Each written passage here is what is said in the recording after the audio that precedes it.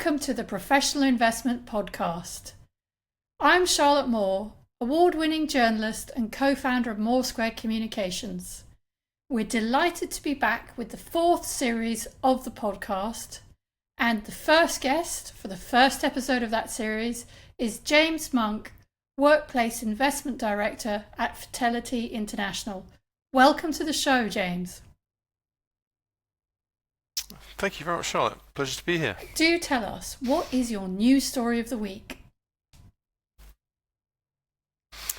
So the news story of the week is strong decisions needed as research reveals stark evidence of pension inadequacy. From Pension Age on the 10th. And tell us, why is this your news story of the week? What caught you about this story? Well, it's just such a fundamental cornerstone to what's going on with the industry at the moment. You know, we've got the Pensions Commission addressing this point as well, and essentially, you know, we now have more members who have DC-only pensions, where we've got auto-enrollment rates for maybe the last 10 years at 8%, when perhaps our pensions in the generation above have been used to a 20 to 25% contribution rate. So the likelihood that we're going to be able to retire in a way that we might expect is pretty low, to be honest. So I think it's a really good piece of research. Yes, and it's very timely as well, because over the summer we've had the government announce that it's going to relaunch the Pension Commission, which is put in place to exactly address this issue of pension adequacy. But at the same time, the government's saying that they're not going to make any changes to contribution levels before the next Parliament. So talk to us, you mentioned there's the numbers of 8% versus 20 to 22%, so around a third smaller than it would have been historically. Why is that so important? Well, fundamentally, the investment strategy, which, by the way, my day job is looking after Fidelity's FutureWise strategy, so that's the default strategy for Fidelity. And no matter how good the investment strategy is, it's only as good as the how well we actually put money towards saving toward that future goal of retirement. So, as I said, it's a really fundamental issue that is probably the constraining factor that we must solve. Appreciate that they're saying that they're not keen to address this before the end of this parliamentary cycle, which is in fairness, it's probably quite reasonable, given some of the fiscal impacts that a lot of companies have had over the last year or two.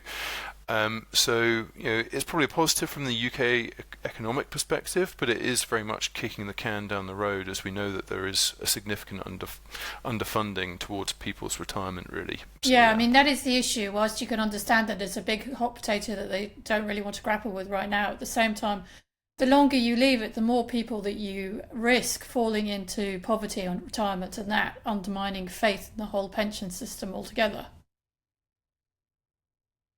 Yeah, and the research is really good at highlighting this kind of balance of people potentially having some defined benefit pensions as well alongside their DC, and how the balance is shifting, as we know at the moment. And albeit it's quite implicit and everybody understands that defined contribution pensions, the individual is responsible rather than the employer. The challenge to that is that the real unknown factor in a person's retirement planning is how long they're going to live, and that longevity risk really does drive a really big dispersion in outcome for individuals in such a way that they've got no real ability to manage and have transparency on. I mean, I certainly don't know how long I'm going to live. I'm not sure anybody does, really. So it's one of those things that you just kind of have to try and mitigate as much as possible, find ways, and there's lots of innovative products coming online at the moment to try and help with that. But as things stand today, it is a significant challenge, where we know that in the pre-retirement, 95% of members are are relatively unengaged and just looking to the provider to do the best thing that they can for them.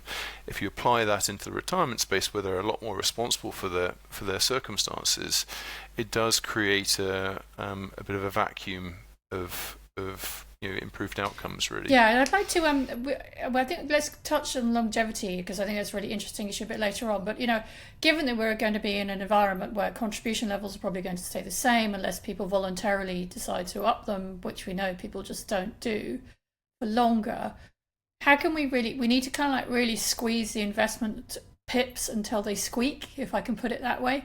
How can we ensure that we maximise returns for scheme members without taking on so much risk that they risk losing everything? Is there a way that we can think about designing that investment portfolio, and we can talk about it like at all the different stages, from building the wealth at the beginning, journeying up to retirement and through retirement, and then into the longer stage, all the way up to sort of like your maximum lifespan as well. Can you talk to us about how your investment strategy is adapting to really maximize that?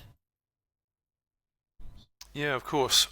So, within FutureWise, we have to think a lot about all of this. So, the fundamental principle that we have to all keep in mind is that the longer the investment horizon, the greater the relationship between risk and reward. So, if you're a younger member, that means that you can take quite a high level of risk. Obviously you need to think about it in a diversified way, but you should be taking risk in order to generate that return and to try and maintain that level of risk for as long as is prudent as you're starting to think about that retirement and the planning process. So carrying risk for as long as you can afford to is really important.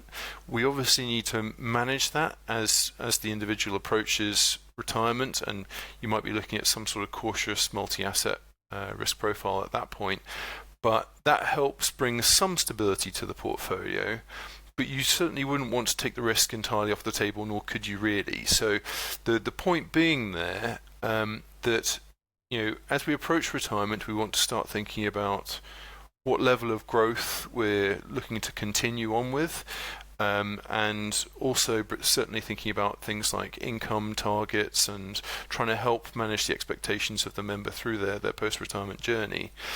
But one quick point of note is that in the Australian superannuation scheme, that's often held up as this kind of nirvana of pension regulation, we quite often find that those Australian supers actually don't de-risk at all. They carry quite a high, or certainly higher than we do in the UK, level of risk at the point of retirement, and that is really down to the fact that every percentage of return that you're getting at that stage, it's on a much higher pot than pot size, because of all those accumulated contributions, than if you're taking that risk early on. So the value of generating growth increases as you approach retirement, and it does make sense to maintain that growth risk profile. But obviously, as you go through retirement, one of the challenges I think that the UK has faced is trying to help people engage with retirement to make it a relatively easy process, and fundamentally that is quite flawed as a philosophy, because investments, by its very nature, the kind of the fear factor of finance, as it were. People don't like to, we all have it with our friends and family, trying to ask them if they fancy investing in UK equities versus overseas doesn't quite, people might give a very instinctive answer, but it wouldn't be necessarily be one that they'd be willing to make on their pension, which is obviously one of the most significant financial decisions that people tend to make in their life. So the way that we try and break that down for people is that we acknowledge that in retirement there needs to be some sort of blending between an income for life product, something that will help manage those longevity risks, but also having that alongside a solution that offers growth, but you can accept some variability in how much growth and income you're taking from that portfolio. And the fundamental reason behind that is that in retirement we're probably going to have housing expenses, any servicing of debts, potential healthcare, groceries, etc., transport. There are essential expenses that we can't manage our lives without, and so therefore we need to kind of lock that in for as long as we, until death, if we can afford to.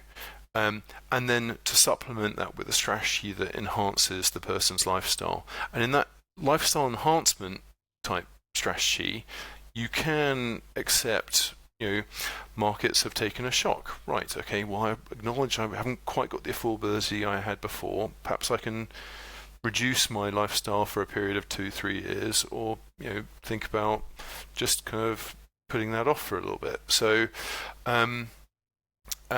so yeah, there's a lot of things that we need to think about, but the real success will be in the blending of this kind of income for life type solution alongside this kind of lifestyle enhancement piece, and then about really facilitating a kind of a personalized planning process, with support where possible.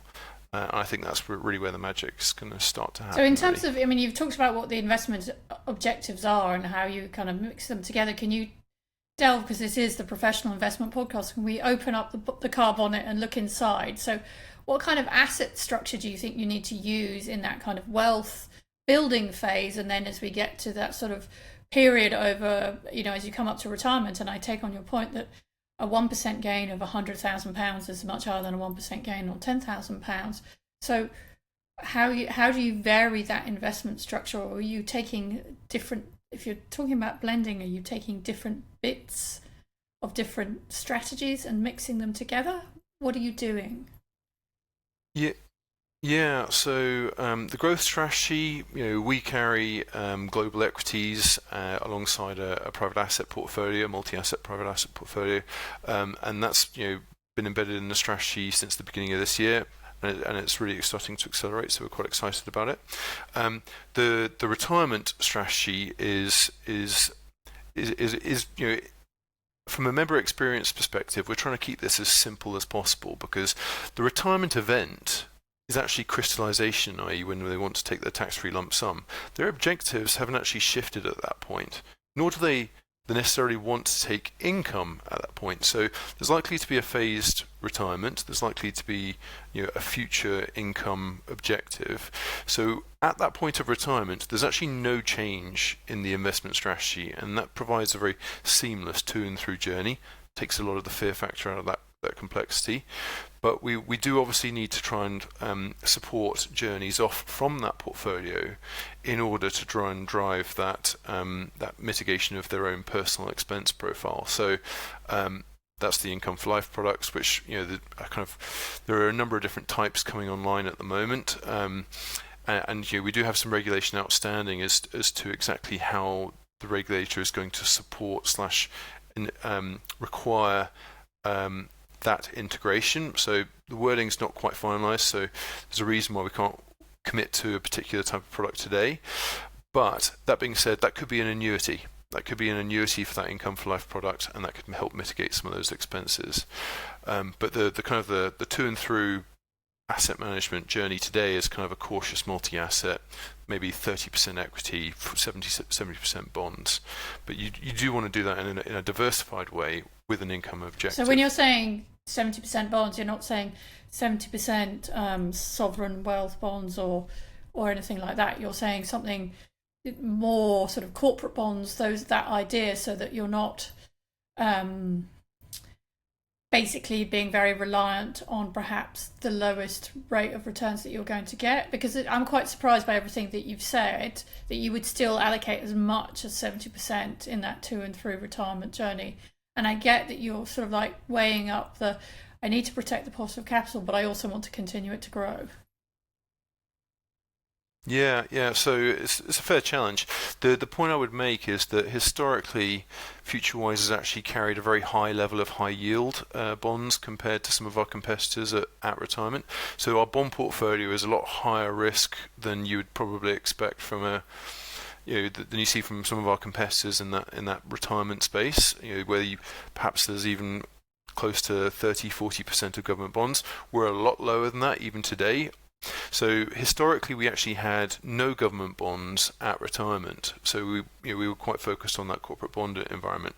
However, with the kind of the risk environment shifting at the moment, increased risk of default rates, percolating through the system around inflation risk, tariff disruption, things like that, just costs, labour markets. There are a lot of reasons why default rates are starting to increase at the moment today, and we're seeing a little bit more negative sentiment. So we have introduced government bonds to the tune of 15%, but it is actually a relatively strong risk profile of bond strategy, to be honest. And that's been really beneficial over the last 3-5 years because, central banks have been so supportive and the risk of defaults have remained so low.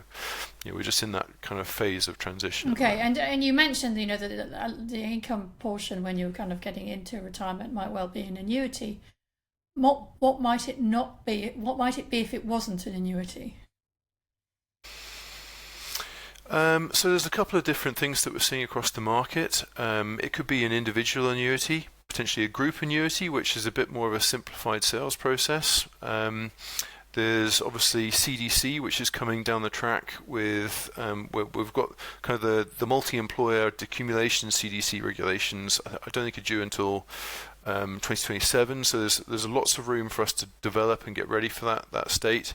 But there are also more complex instruments like reinsured agreements, derivative-based solutions, and they're all on the table at the moment, and they're all being quite strongly investigated on this end. But one thing you can say for certain is that no one solution is going to be perfect for everybody. So it does make sense to kind of offer access to a myriad of these solutions, and albeit there's likely to be a default standardized journey, which will creates that scale and therefore better value. We do think there's a lot of value in also supporting diverse objectives there. Yeah, and I'm curious, when you sort of like design all of these investment bits and pieces, like you've talked about global equities, you've talked about multi-asset private assets, you've talked about diversified growth. When you talk about all these different areas, is that all stuff that you build in-house, or do you work with external partners? Do you look for people who are specialists in certain areas, or how does that work? It's a combination of both. It would be, if we've got the skill set internally, we might well pursue that or measure it up against something externally. Ultimately, it's the member at the heart of. We've got to think about member outcomes at the heart of this. So, it's not, the answer isn't Fidelity before we've asked the question, not by a long stretch. So in fact, actually, we have external managers within our FutureWise portfolio today, and in fact, circa 90-95% of our private asset portfolio is external. So we acknowledge that there's a lot of skill set out there in the market, and we are keen to access it for the benefit of members, really. So it's not an internal channeled solution. It's all about whether the skill set is strongest, really. So that's interesting. So there's opportunities to work with asset managers with Fidelity. What I'm curious about as well is when you touched on it, we talked about retirement income. We've seen the government pay more attention to it, and we've had a sort of brief discussion here of some of the challenges around retirement income. So I wonder, James, do we sometimes, and you mentioned sort of guidance and financial advice, do we sometimes overcomplicate what you as a provider are going to have to do? Because if we think about it, the top of the market, the richest people will have access to their own financial advisor and they'll be able to manage their own affairs. At the bottom income levels of the market, people are going to be probably mostly reliant on the state pension in order to provide their income. And then you've got kind of the middle band. And does that middle band basically fall within quite a narrow median pot size and therefore medium retirement income? Is that fair to say, or is that not fair to say? Are we basically looking at creating an income of something between £15,000 to £25,000 and it's not really that much bigger than that? I think, if we think about where we came from, I don't know, 10 years or so ago, the DWP had replacement ratio targets that when you backed out the state pension, that kind of broadly equated to a occupational pension target of 30 to 35% replacement ratio. You then moved that on into the PLSA framework of kind of minimum to comfortable income objectives. And I think the fundamental thing is that in many ways they're quite crude and they're quite rule based. And I mean, if you take it back to the point I kind of made earlier, retirement is incredibly personal just from the perspective of I can't tell you how much your council tax is as much as you can tell mine, and all these other things that tot up to a set of objectives for an individual. I think it's, and obviously there's an affordability factor which then comes in, is well, how much of that can you support for life versus you then want to balance into kind of lifestyle enhancement. I think there's a lot of dynamics to think through there, and one of the things that we're trialing with a scheme at the moment is a really support. This is actually one of our strategic ventures investments amongst Fidelity, whereby we have an AI financial planning tool which was born out of Canada but has UK tax and regulation, such that we can really support members in delivering against their personal holistic wealth goals. So where's the kind of the areas where that kind of generates the most value? I mean, possibly when you think about tax planning and the fact that you don't want to make sure that you're not breaching the next income tax threshold. So perhaps you want to take income from this source to that level, and then supplement it with ISAs because you don't want to breach it in that particular year. There's a whole host of holistic financial planning tools that are quite useful, and you can suggest strategies to the individual about deferring retirement, thinking about taking income from that source, or contributing earlier in order to meet that goal of paying off that debt, or whatever that might look like. So it's a we see a huge gap in the market in really supporting members to help them through those life events.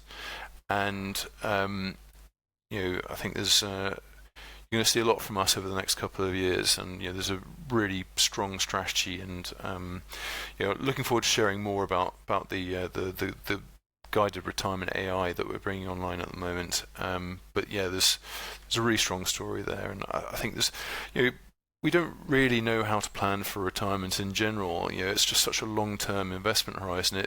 It can often seem just too far in the future, and we do need to kind of think about the compounding of these things and the tax efficiency of it. It's funny because we talked a lot about robo advice, about a decade ago, I think it was, and now I've been wondering now, does AI allow us to actually reach some kind of level of robo advice that could sort of help people out without having to give them sort of access to formal advisors? But to go back to, I'm not sure you answered my original question that well, actually, James, I have to say, which is, is everybody bunched up around a sort of a fairly narrow sort of pot size or income level, or is there quite a lot of disparity?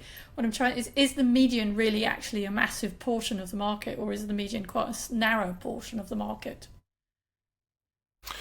Well, I would challenge your assumption of what a median is, because is that because that might also how you deliver against that might shift dramatically based on your capacity for income loss or your attitude to risk. And one of the real benefits to being Fidelity is that we've got quite a mature workplace book, personal investing book, the fund supermarket origination, and then our advisory network as well.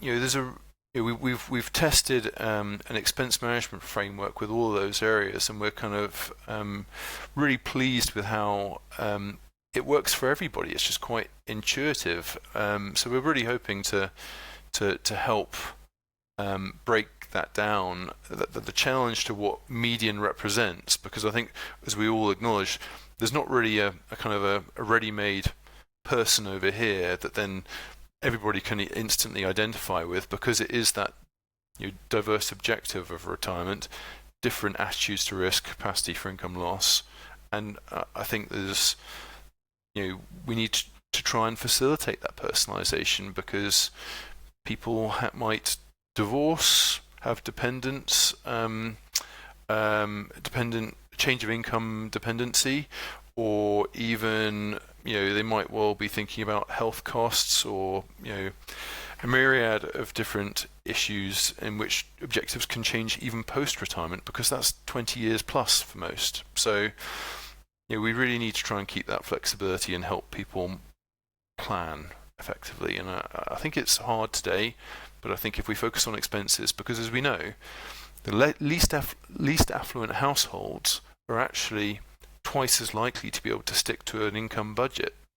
They don't take out loans half as frequently as kind of more affluent households, and about 3/4 of households today do actually have a monthly income budget. Monthly expense budget. So if we meet them on their own terms, we acknowledge that retirement is very individual, but about managing expenses for life, I think we can find a way through. I think we can break it down and make it easier to engage with. But I don't think the route to doing that is through providing an investment product. No, it's about doing it for them, right? Rather than letting them do it themselves. So talking about that, talking about risk, we mentioned it earlier on when we were talking about longevity and how we manage that. You mentioned that is one of the biggest risks you face in retirement. Obviously, you've got your investment risk. You don't want your capital pot, when it's at maximum value, to fall too steeply, but at the same time you don't want to underinvest and not make enough money to keep you going all the way to retirement. How do we think about managing longevity risk? It seems to me that we always sort of come to the same conclusion, and you can tell me if you disagree with this, and this sort of default retirement income solution, it's better to pool your mortality risk than manage it individually.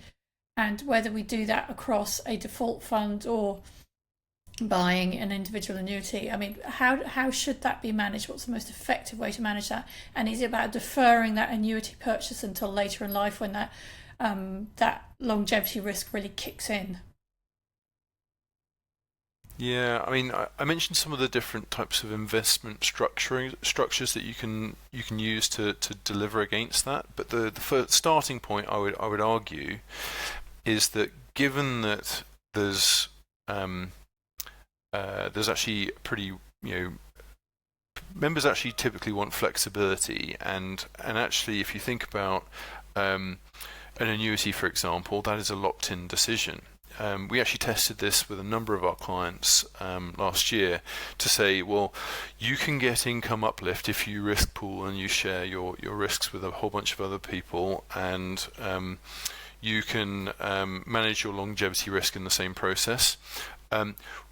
If that was a locked-in structure and you lost flexibility, what would your priority be? Because we gave them a kind of a top 3 risks and they all sat there, but which one's the most important?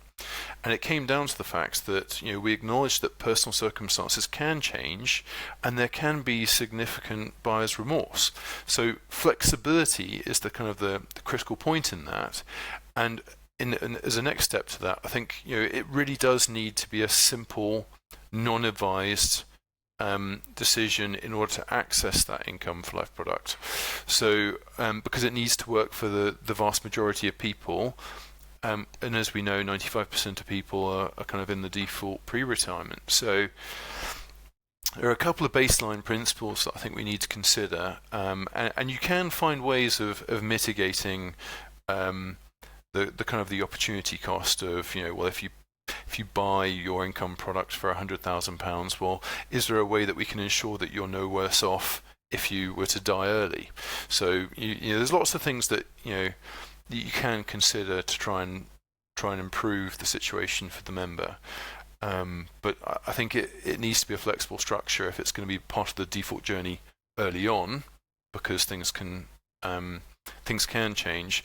But you could facilitate a more locked-in structure later, when perhaps there's been a greater chance for engagement, and we acknowledge that perhaps cognitive decline starts to become a bit more of an increased risk, and the risk of that pot expiring is that much more exacerbated. So there are lots of things that we need to consider in this, and I think it's pretty well acknowledged that there won't be a perfect solution just by definition if there being diverse objectives. So we just need to find our way through to an improved outcome, and one that's going to meet the vast majority of members' needs. And I think that would be a big success, really, because we will have overcome the fear factor of a lot of this, and we would have facilitated an income at a time when people are cashing out and putting it in their bank account, which is not going to be a good outcome for anybody.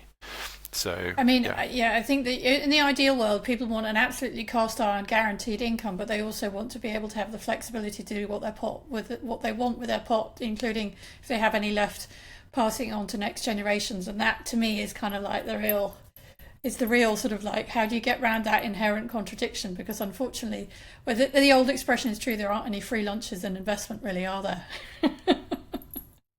No, absolutely not. It's good to hear you're thinking about that, because I think we're going to have this heavy focus on retirement income over the next few years. I think we're going to see a lot of more people grappling with this issue, and how you sort of like marry those two contradictory wants, and how you kind of design the best possible default strategy whilst not really knowing that much about an individual's personal financial circumstances.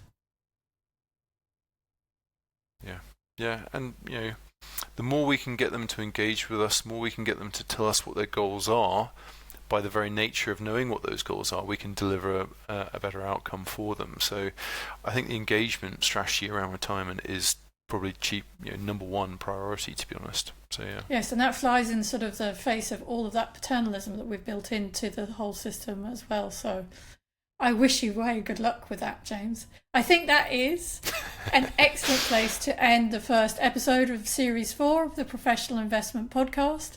Thank you so much, James, for sharing your news story of the week and all of those interesting insights on how we start to address retirement adequacy and all those questions we have yet to fully answer.